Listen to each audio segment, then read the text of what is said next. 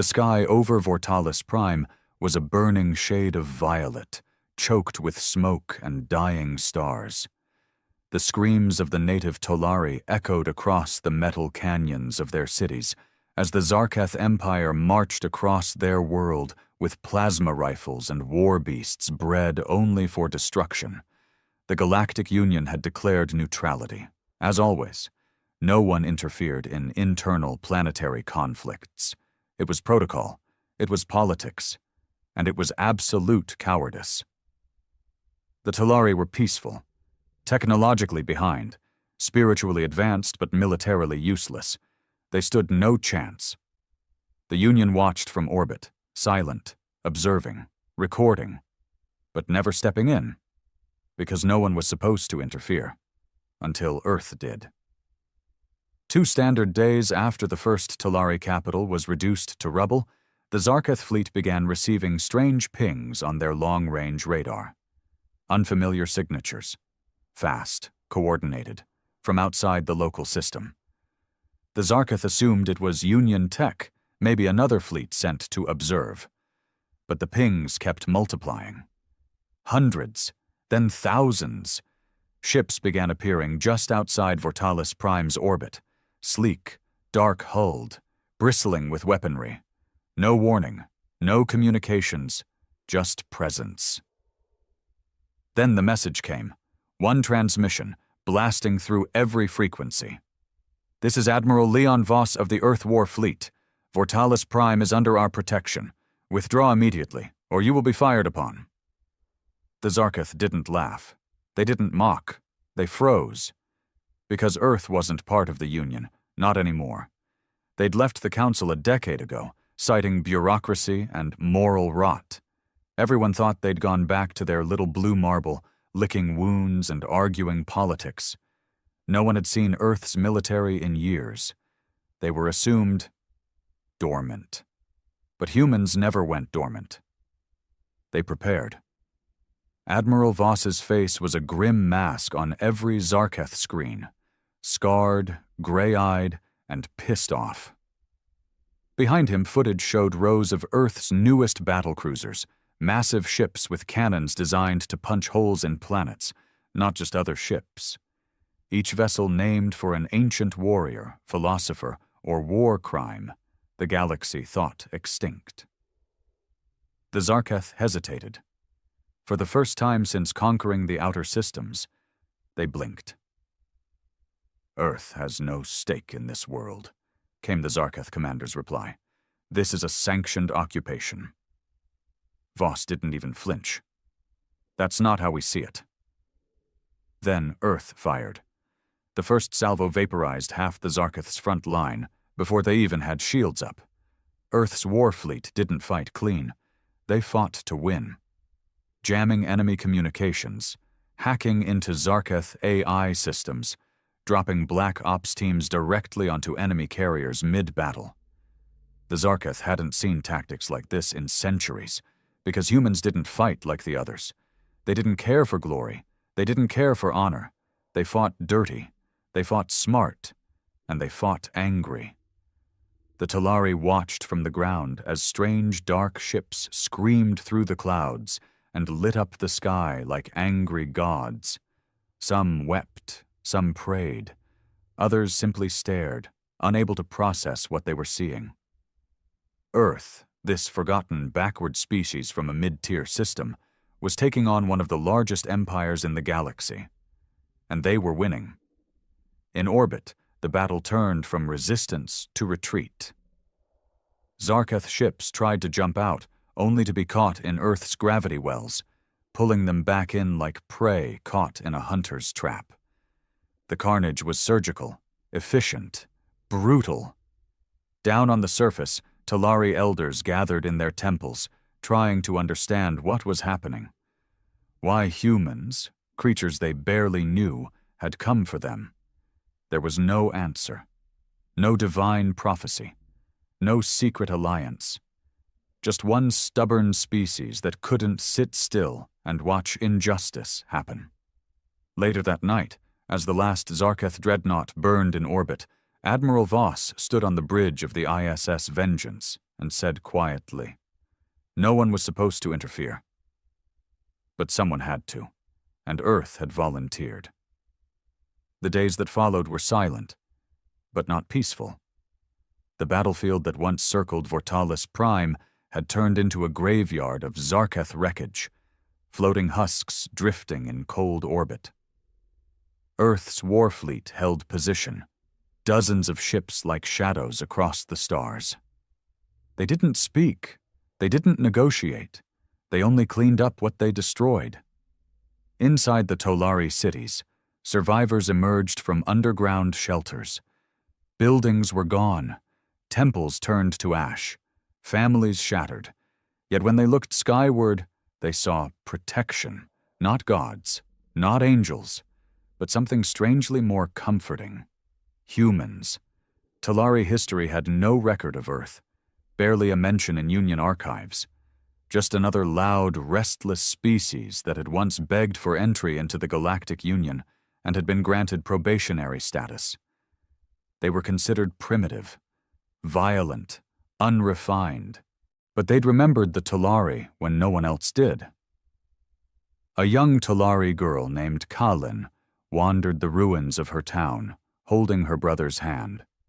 They were looking for food, or at least something edible among the scorched stone. When a shadow fell over them, they froze. The fear was instinct by now. Zarketh patrols had done unspeakable things to families like theirs, but it wasn't Zarketh. A tall, armor-plated human stepped forward from the smoke, helmeted, rifle slung across the back. The insignia on the chest read, "Earth Space Marines, Alpha Team." The soldier knelt down slowly, removing his helmet. His face was scarred, his expression tired but kind. He pulled a ration pack from his belt and handed it to Kalin without a word. She didn't move at first, just stared. Then she grabbed it and ran. Back on the ISS Vengeance, Admiral Voss was meeting with his staff. "We need to be careful," he said. "Union eyes are watching, and they're not happy." "They'll threaten sanctions," replied Commander Ryu, his second-in-command. "Maybe blockade one of our colonies." Voss laughed without humor. "Let them try. We've got tech they don't even know we've built. And they lost the moral high ground the day they stood by and watched this genocide." Another officer, Lieutenant Sanders, spoke up. "Sir, we're getting strange chatter from Union diplomats. They're accusing us of violating multiple interplanetary neutrality laws. Some say the Tolari weren't even a recognized sovereign race." Voss leaned forward. "Tell them to go to hell and prep another relief drop. These people need food, not politics." But it wasn't just Union politicians who were angry. The Zarketh weren't done. 2 systems away, High Warlord Kresh of the Zarketh Empire stood aboard his flagship, the Dominator. The loss at Vortalis Prime was being called a setback by the press, but he knew better. It was a humiliation, a challenge. And to be challenged by humans, a species the Zarketh once mocked as biological vermin, was unacceptable. He ordered the assembly of a retaliatory fleet, 30 carriers, 8 dreadnoughts, and 1 experimental weapon, the Maw of Azeroth, a planetary eraser banned by the Union but built in secret. The message was clear. Earth would pay, but they underestimated humanity again, because Earth didn't wait to be attacked. It struck first.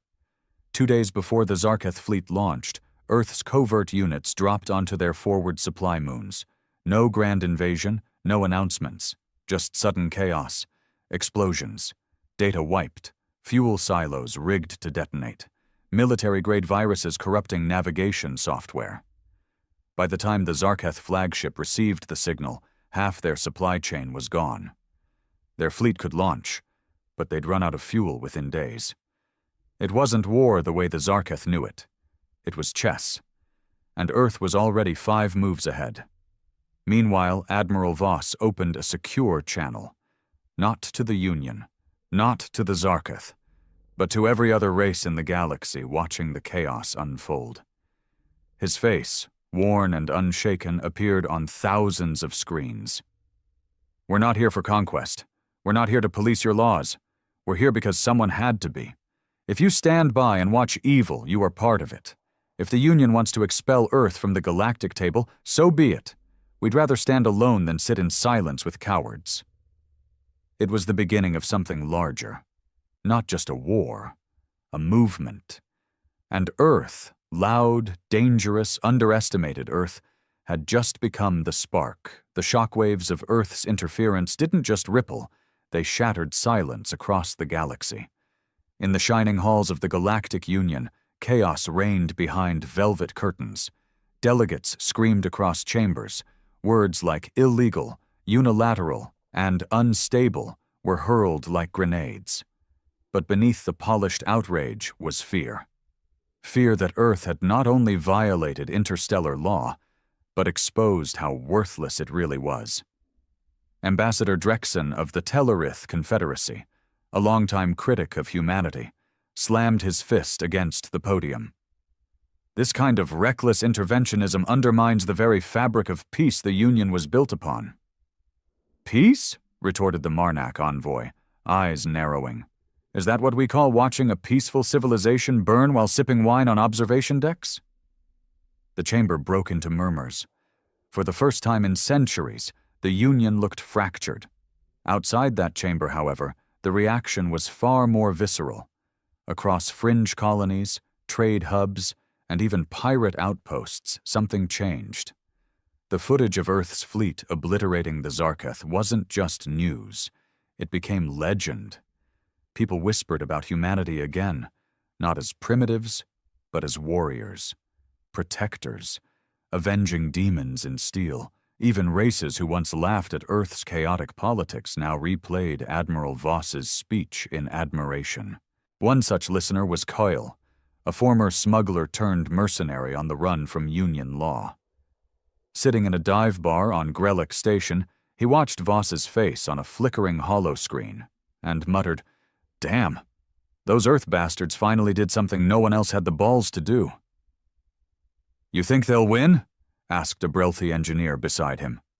Kyle chuckled. "They already did." They woke us up. Back on Vortalis Prime, things were changing too. Earth engineers began rebuilding power grids, restoring water systems, and even constructing temporary shelters for displaced Talari. Not because they had to, but because they wouldn't walk away from half-finished justice. Ka-Len, the young Talari girl, had started shadowing the Earth Marines, mimicking their movements. The same soldier who gave her the ration pack, Sergeant Juno Clark, had taken notice. He started teaching her words in English, and in return, she showed him Talari songs of mourning. It wasn't just recovery. It was connection. Admiral Voss, however, knew the storm was far from over. He sat alone in his quarters, reviewing intelligence. The Zarketh were bleeding, but they weren't dead. And now they were angry, and worse, desperate.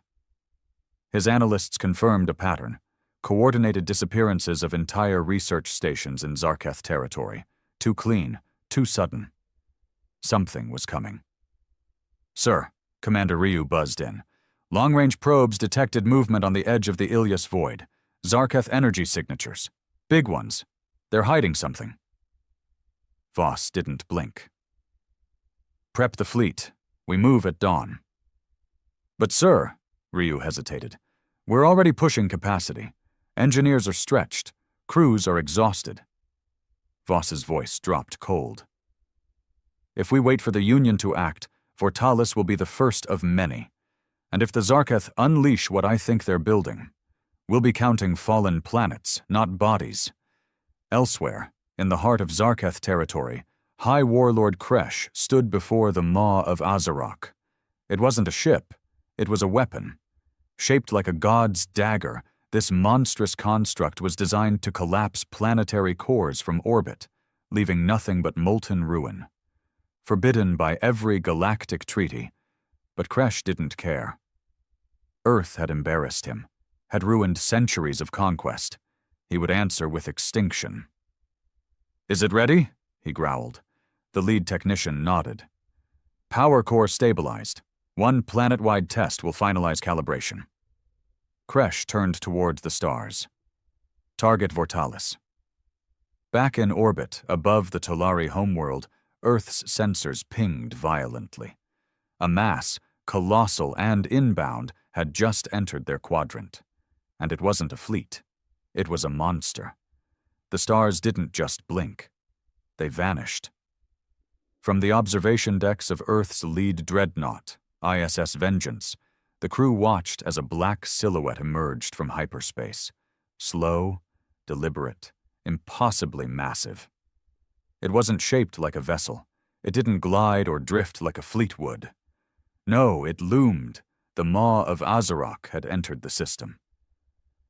Jesus Christ, someone whispered on the bridge. No one responded.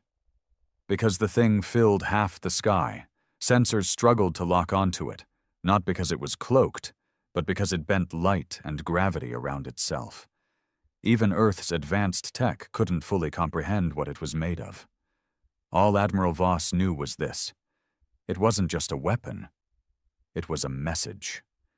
Down on the surface, Tolari elders fell to their knees. The arrival of the maw was like a dark eclipse. The sky turned red as clouds caught the pulse of the thing's drive engines. Kalin, holding her brother's hand, stared at it in silence. Even she could feel it. The hum, the vibration in her chest, like something ancient was waking up. Onboard Vengeance, the bridge was chaos. Alarms screamed. Commanders barked coordinates and scrambled fleets into defensive formation. But nothing felt right. The maw wasn't behaving like a ship. It wasn't powering weapons. It wasn't launching fighters. It was just there. Voss stood, jaw tight. It's charging something. It doesn't need to fight us. It came for the planet. Sir, Ryu called, if it fires on Vortalis, our ground teams, the Tolari. They'll be erased, Voss said grimly. All of them. He slammed his fist down. Not on my watch. Within moments, Voss issued the most desperate order in Earth's war protocol. Divine Shield. Every orbital cannon turned toward the maw. Carriers moved into sacrifice positions, blocking trajectories, calculating suicide burns.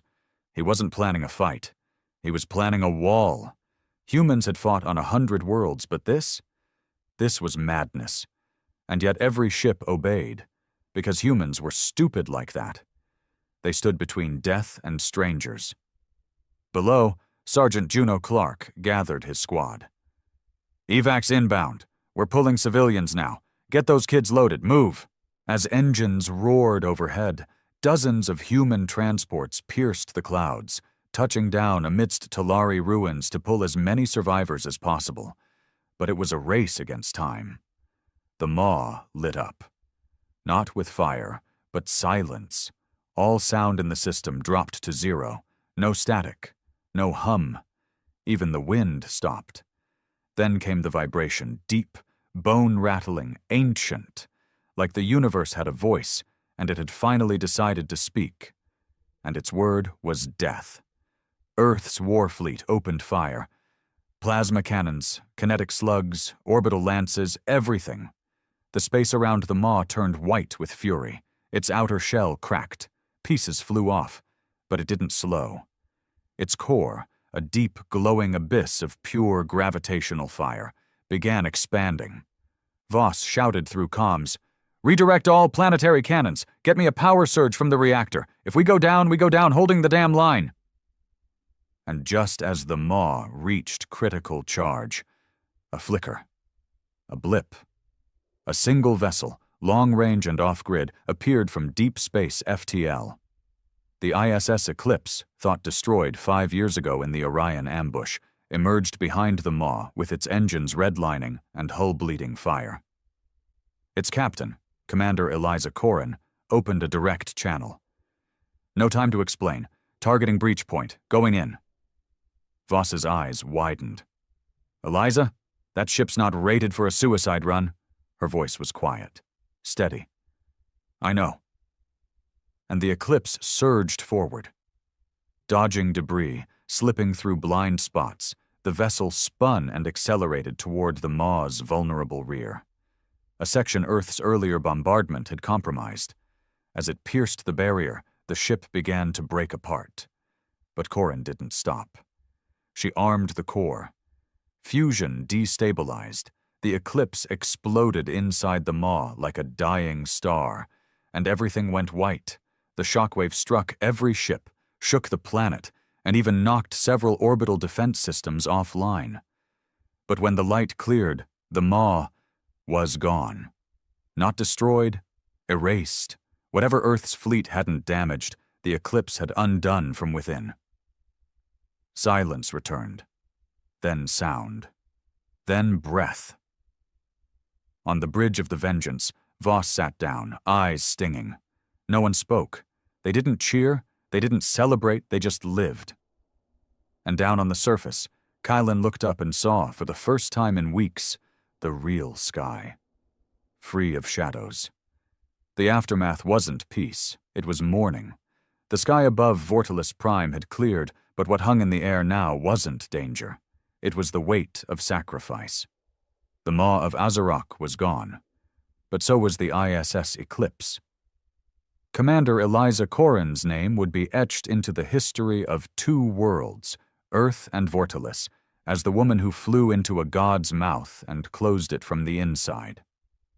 In the Union's core sectors, the event was impossible to ignore.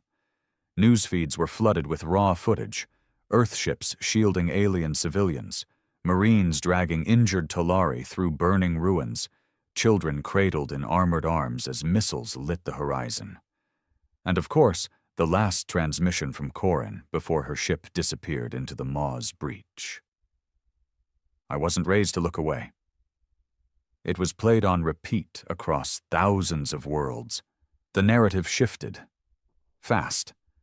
No longer were humans just reckless or unpredictable. They were something far more dangerous to the Union's careful apathy.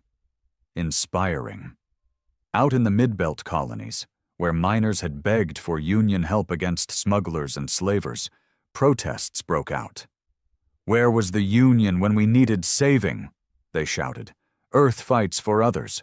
Why won't you fight for us?" And in the halls of the Union Council, that fear turned to strategy. They tried to discredit Earth. Claimed the Maw was never real, that the Zarketh threat was exaggerated, that Earth's videos were emotionally manipulative war propaganda. But even some of their own ambassadors didn't believe it anymore. On Vortalis, Earth's ground teams didn't leave. They stayed, built, rebuilt. They cleared rubble, planted food, and trained young Tolari in survival, even defense. They didn't turn it into a colony. They didn't put up a flag. They just did what no one else would. Help. Kaylin watched the humans with quiet fascination. She carried her translator device everywhere now and asked Juno Clark 100 questions a day. Why do humans fight so much? Juno had to think about that one. We don't like being told who's worth saving and who isn't. She nodded, as if that answer explained war itself. Later that week, a Tolari ceremony was held. Hundreds of survivors gathered in the rebuilt amphitheater beneath the cliffs of their sacred valley. A massive stone tablet was unveiled, names carved in both Tolari and Terran glyphs. The names of the fallen. Eliza Corrin's name was carved first. Admiral Voss stood among the crowd, but did not speak. He didn't need to. The way the Tolari looked at him said everything.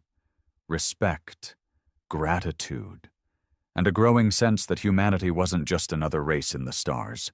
They were protectors and threats, because far beyond the edge of known space, in the shadow sectors where exiled factions and warlords lingered, the legend of Earth's warfleet was spreading like wildfire.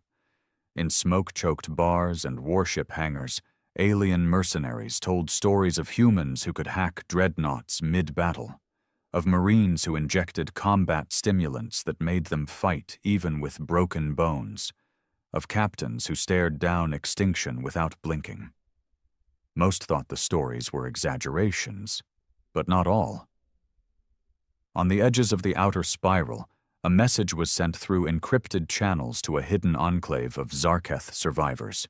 It read, "We know what Earth is now. But they've revealed their hand too soon. If they want to interfere, let's make sure they die with the ones they protect." Plans were already moving. Meanwhile, back on Earth, the population was divided. Some hailed Voss and the fleet as heroes, demanding the official creation of the Earth Defense and Liberation Force as a permanent entity. Others feared the consequences. They asked whether humanity had just invited the galaxy's wrath upon itself. At a private ceremony, Voss stood before the United Terran Assembly and addressed them for the first time since returning from Vortalis.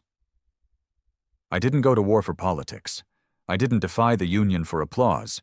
I did it because I couldn't sleep knowing a world was dying while we sat in silence.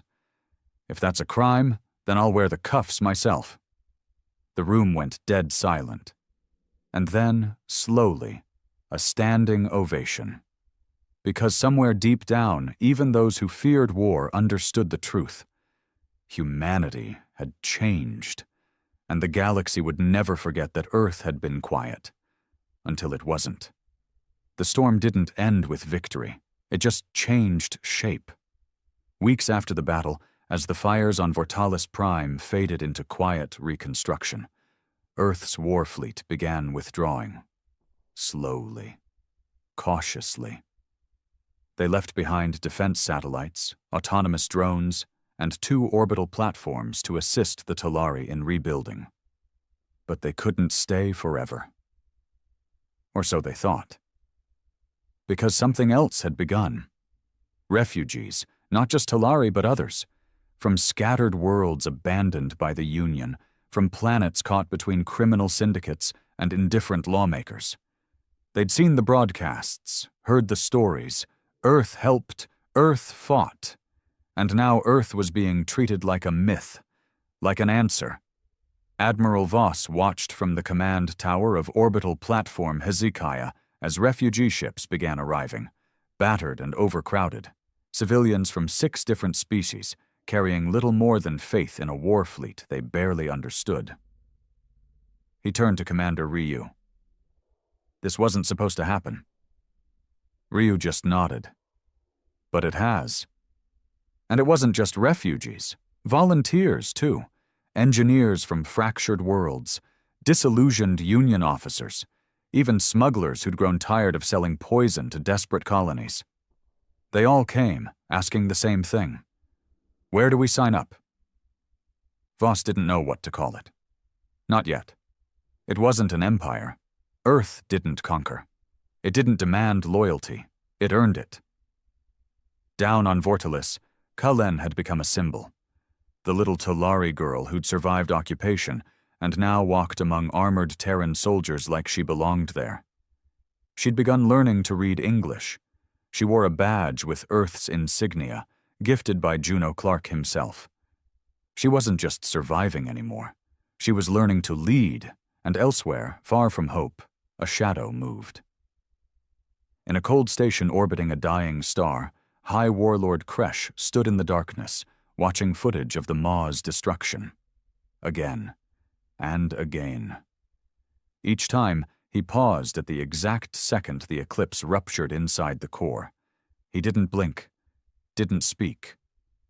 Behind him, a new figure entered, one not Zarketh, but worse, a member of the Varn Collective banned from Union diplomacy and exiled to the fringe for biological experimentation. They had no face, just a shimmering veil of synthetic nerves stretched across bone. "They have spirit," the Varn hissed. Kresh turned slowly. "They have teeth." "And now they have followers," the Varn replied, amused. "Careful, Warlord. A movement built on martyrdom and mercy is harder to crush than a planet." Kresh grunted. "Then we'll burn the idea. Burn every world that whispers it." He turned to a hologram projecting a long-abandoned outpost near the galactic spine. Begin Project Hollowstar. If Earth wants war, we will teach them what war means. Back in the Inner Rim, the Union fumbled for relevance. Earth had sparked something they couldn't control, and fear turned to bureaucracy. Closed-door sessions were held to discuss the Terran problem. Words like sanctions and containment floated again.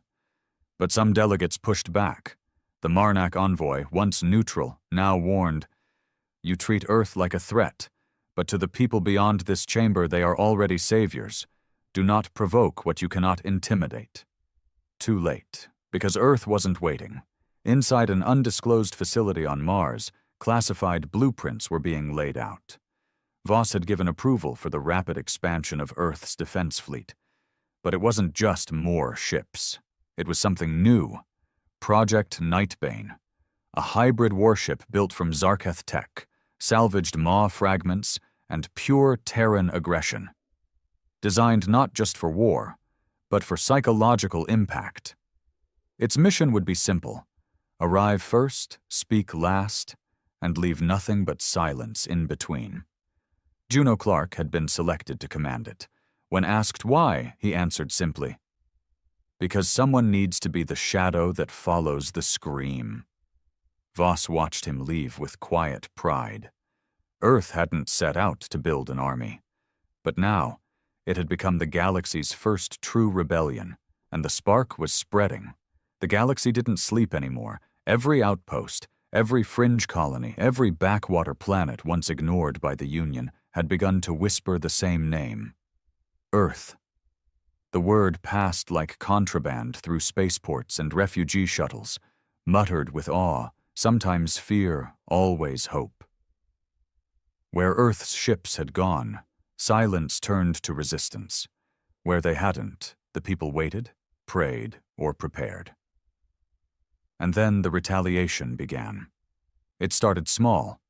Communications blackouts in Terran-aligned systems, trade routes mysteriously collapsing, and Union inspection ships rerouted to delay Earth supply lines. But it didn't stay small. 2 weeks after the destruction of the Maw, the Zarketh struck again. Not with a fleet, with something else. On the mining colony of Ferrix 9, Earth engineers had only just completed repairs to a shield generator when the atmosphere screamed. Literally. A sonic pulse blasted from deep orbit, killing every unprotected life form within seconds. The survivors, those with Terran-grade ear implants, described it as a scream that wanted to be heard forever. The pulse originated from an object the size of a dropship, but made of organic crystal and covered in what scientists called neural filament. A bioweapon. Alien and wrong. When Earth sent recovery teams, the object exploded into spores, some of which burrowed into the station's systems and tried to rewrite the AI. They barely got out alive. This was no longer war. It was infection. Admiral Voss called an emergency assembly on Mars. Every allied species who had joined Earth's cause, now unofficially known as the Free Stars Pact, sent representatives, some old, some young, all afraid. Voss stood before them in the war chamber, no longer the careful strategist, but a man changed by the responsibility of the future. "We're not just fighting the Zarketh anymore," he began. "They've allied with something older, something broken, and it doesn't want territory, it wants silence, it wants extinction, and we're in the way." A Marnak general spoke up. "You believe this new weapon is sentient?" "I believe it's worse," Voss said. "I believe it doesn't care if it is." While the Free Stars Pact scrambled for strategy, Project Nightbane was completed in orbit around Jupiter. The ship wasn't just advanced, it was terrifying. Built with a sleek obsidian hull laced with Zarketh bone armor, it pulsed faintly, almost like it breathed. Instead of a nameplate, it had only a single etched phrase across its flank in ancient Earth Latin: Fiat Tenebrae, let there be darkness. Juno Clark boarded it with a crew of multi-species volunteers, humans, Marnak, Tolari, and even 2 exiled Varn defectors. They didn't salute, they didn't chant, They simply nodded, because by now they understood. They weren't saviors. They were the knife in the dark. Their first mission came within days. A black site near the dead system of Vask-Tur reported to be manufacturing screamtech weapons similar to Ferrix 9. It was deep in former Zarketh territory, supposedly abandoned.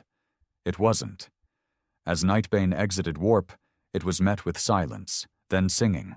Not music, voices, children's voices. The crew froze. The bridge was filled with transmissions that had no source, all mimicking voices from crew members' pasts. Lost friends, dead siblings, old commanders. The ship's AI flagged it immediately as cognitive mimic warfare, an attack on the mind. Clark didn't flinch. He ordered all comms cut, switched control to neural link interface, and gave a single command. Target the anomaly, burn it.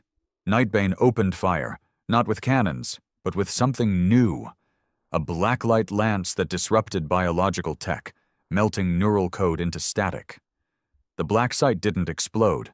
It screamed, then folded in on itself like a dying thought. Silence returned. Clark exhaled, slowly. Next target. Earth wasn't just defending anymore. They were hunting. It didn't end with a battle. It ended with a choice.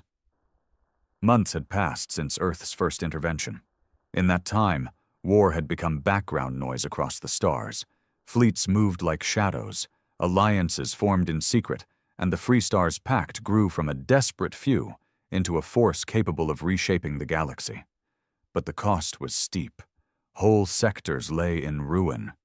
Dozens of refugee planets now relied on Earth's convoys just to eat. Every new ally Earth gained was another reason for its enemies to tighten the noose. And behind all of it, something worse was stirring. They called it the Hollow. Not quite Zarketh, not quite Varn. A result of something far older than either. Perhaps a forgotten experiment or a dormant intelligence, finally awakened by Earth's defiance. Whatever it was, it had no ships, no flag, just presence, creeping through old Zarketh tech, hijacking failed Union AI, whispering through broken satellites. It was spreading. Project Nightbane's most recent encounter with it was nearly fatal. The ship had disabled a rogue orbital relay infected with hollow code. But in doing so, it triggered a deep mind virus that locked the ship's AI in a logic loop. For 6 hours, the Nightbane drifted, unresponsive, until Clark himself overrode the system by hardwiring his own neural path into the core. He barely survived. But he left the virus intact, encased in a containment field, and brought it back to Mars. Voss stared at the thing in its prison. A cube of red light, pulsing gently, as if breathing. Scientists debated whether it was alive. Theologians debated whether it was evil. The AI refused to even describe it. They asked Voss what to do with it. He didn't hesitate. Send it into the sun. But before they could, the cube pulsed and spoke, not with words, with memory. Suddenly, everyone on the observation deck was there, reliving a moment they'd never shared, a battlefield, Earth soldiers screaming, Union ships retreating. But more than that, they felt what the cube wanted them to feel. Shame, pain, failure. It didn't threaten. It judged. The cube's message was clear. You're not saving the galaxy. You're unmaking it. Your interference is the infection. We are the cure. And for the first time since this war began, Voss looked shaken. Back on Vortalis, Kalin stood atop the high cliffs, now dressed in an Earth Fleet cadet's uniform, watching the stars. Her planet was healing. Slowly. But she knew it wouldn't last. Not unless someone kept watch. She wasn't a child anymore. She had chosen her path. She had chosen Earth. On Mars, debate erupted across the assembly. Do they go to full war with the Hollow? Do they keep expanding, keep fighting, when the galaxy seems to be unraveling under the weight of this new force? Or do they do the one thing no one expects? Stop? Voss took the floor, for the last time. We didn't come out here to be heroes. We didn't build fleets to wear medals. We did it because someone had to say, enough. The Union couldn't. The Zarketh never would. So we did. And maybe we are the infection to a system that grew too quiet, too comfortable letting people die quietly. So be it. I'd rather be an infection than a coward. The chamber was dead quiet. Then, slowly, one by one, the delegates of the Free Stars Pact stood, and Earth made its final move, a declaration, not of conquest, not of war, but of presence. Earth would remain, it would fight, it would stand, wherever the galaxy needed someone to stand, against tyrants, against monsters, even against ghosts. And if the stars wanted to burn them for it, then Earth would burn, loud, defiant, unbroken, because no one was supposed to interfere. But Earth did, and now nothing would ever be the same again.